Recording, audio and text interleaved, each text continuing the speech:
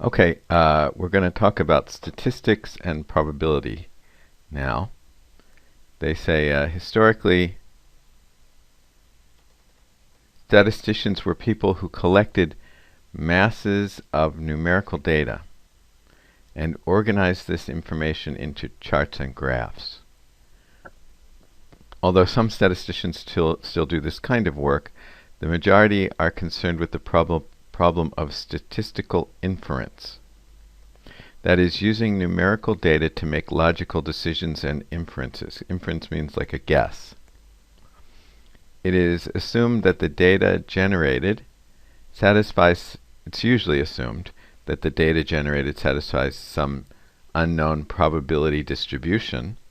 The statistician is concerned with determining the characteristics of this distribution. So we see that the fields of probability and statistics are related and yet different. So let's see how are they related and how are they different. So here we have group A and here we have group B. These are Republicans and Democrats. So I can see that there are 3 Democrats and 2 Republicans.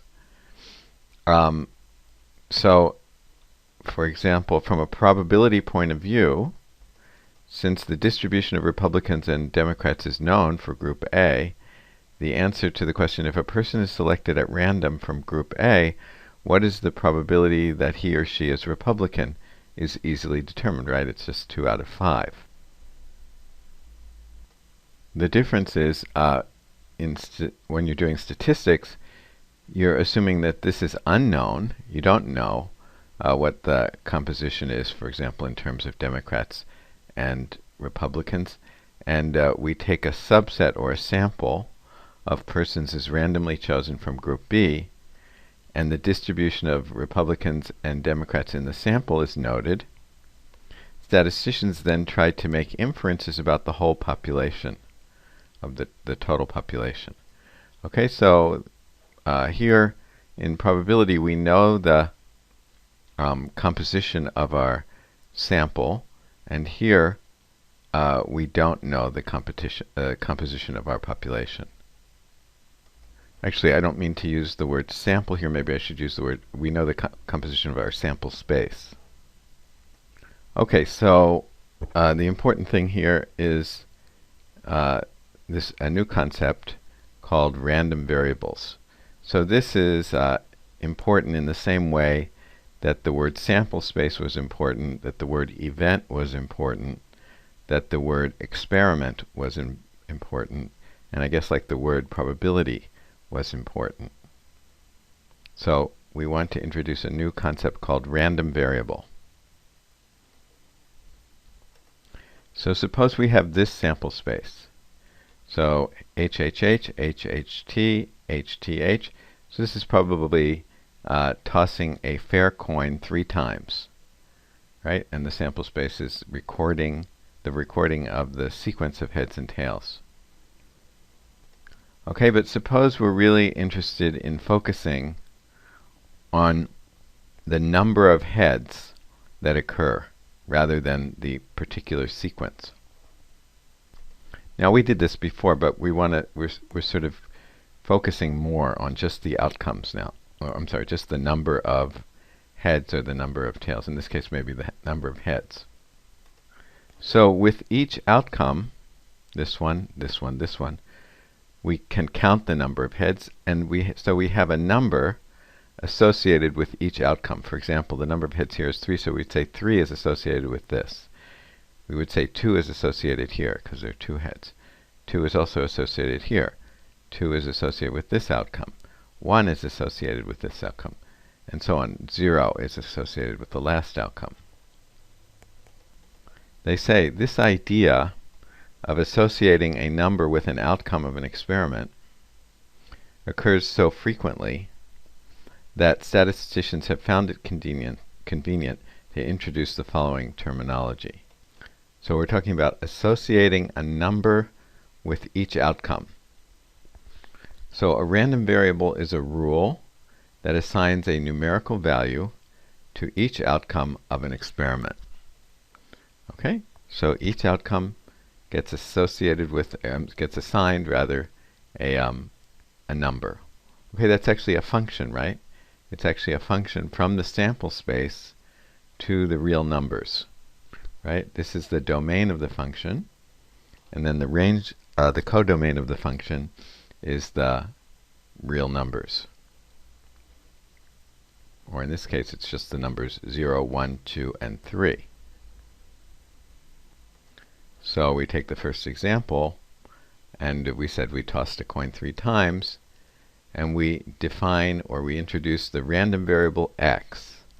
Basically, it's written like it's a variable, but in another sense it's a function, as you can see here.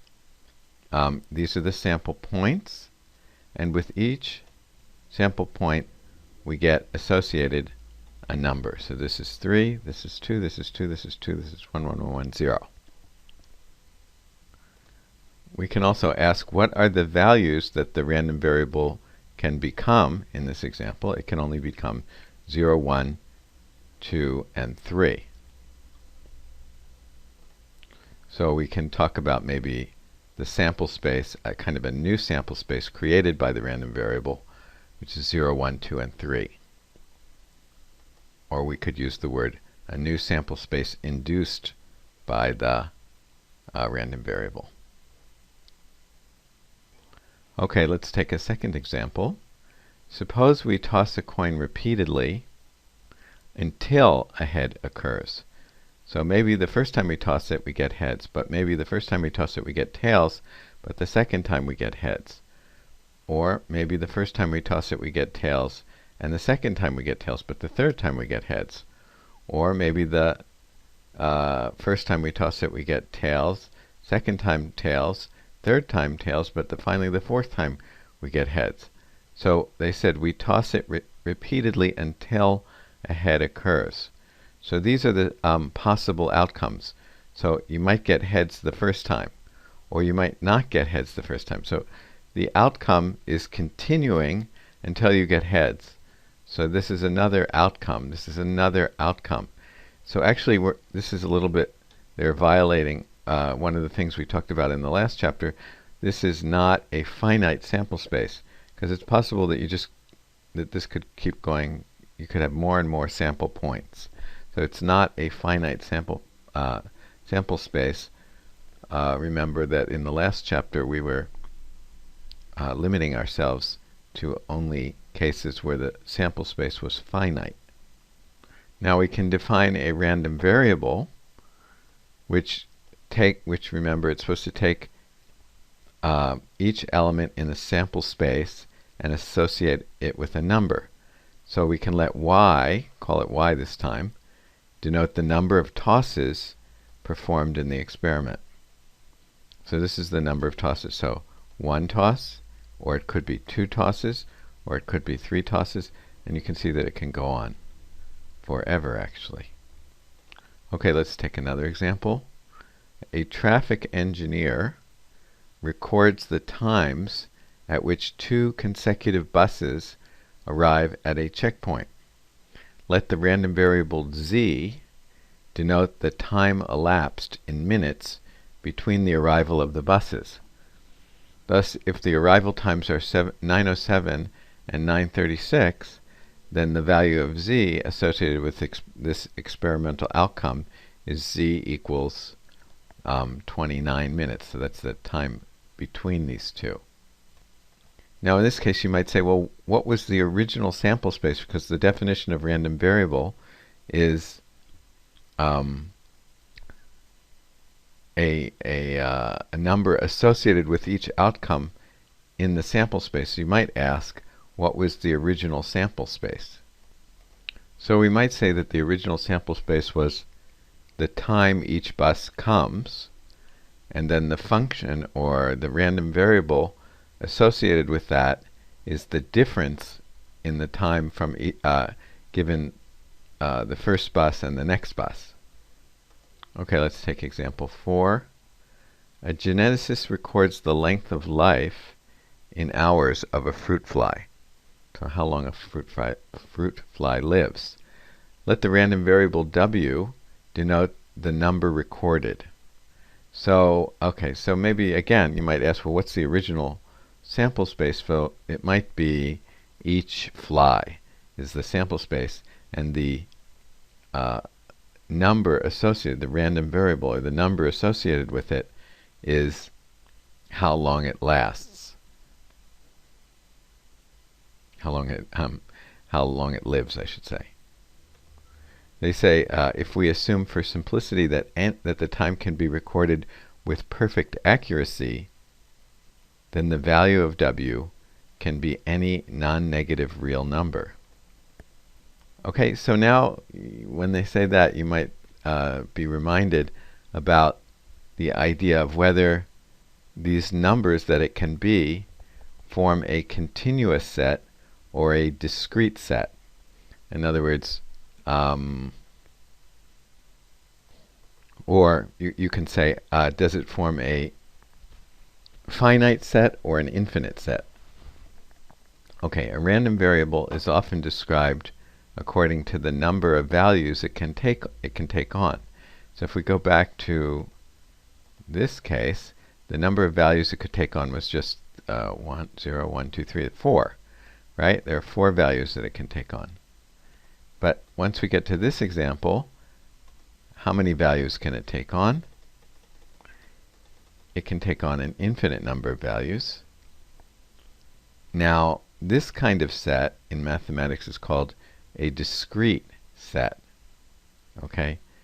Basically, it means that if you choose any 2 elements in this set here on the right, you can, there's a smallest distance between them. So you can say, what's the distance between 6 and 2? It's 4. So is that the smallest distance between any 2 elements? No, because here's a distance between these 2 elements, 5 and 2, is 3. Well, is that the smallest distance between any 2 elements? No, because the distance between 4 and 2 is only 2. So maybe 2 is the smallest distance between any 2 elements. But no, of course it's not. The smallest distance, though, is 1, right? There's no 2 elements that are closer than 1 to each other.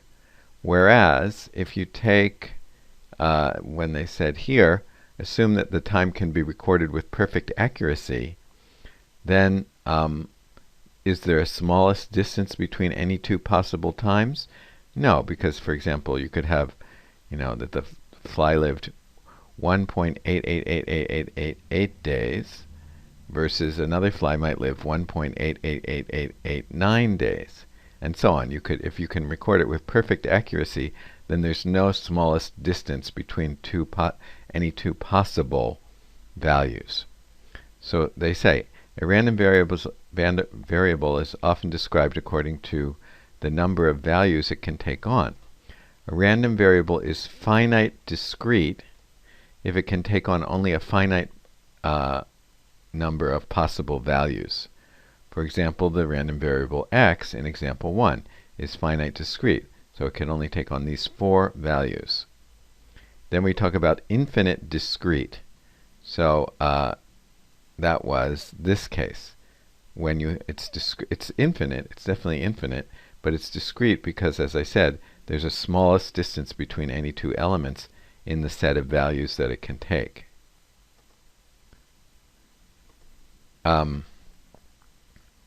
So that was this one, random variable y. Finally, a random variable is called continuous if its possible values form an entire interval of numbers. In other words, from 0 maybe just to 8 or something. Still, even between 0 and maybe this is 8, there's still an infinite number of real numbers between here. So that's, I guess, one way to describe what we mean by continuous. Or, as I said, if there's no smallest distance between any 2 numbers. For example, the random variable w in example 4 can take on any non-negative value. The random variable w is thus continuous since its possible values form the interval shown in color in figure 1. Well, I can't see any interval in color here, but okay. For the remainder of this section, we restrict our discussion so we're only going to talk about finite, again, discrete, random variables. So at least for section 9.1. Okay, so they say since the value that a random variable takes on is determined by the outcome of an experiment, and since the outcomes of the experiment occur with various probabilities, it follows that the values of the random variable also occur with various probabilities. In other words, if we go back to, say, the first example, this one, for example, you could say, what's the probability that x is 3? So that means that you got 3 heads. Well, there's only one way that you get 3 heads out of these 8, and all of these 8 are equally likely. So the probability that the random variable is 3 is 1 out of 8. On the other hand, what's the probability that the random variable is 2? There are 3 ways that you can get exactly 2 heads so these 3 ways out of the 8.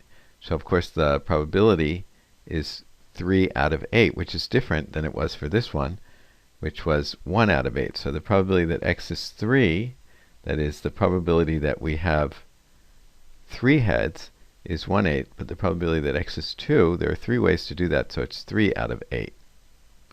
Okay, let's stop here and then continue.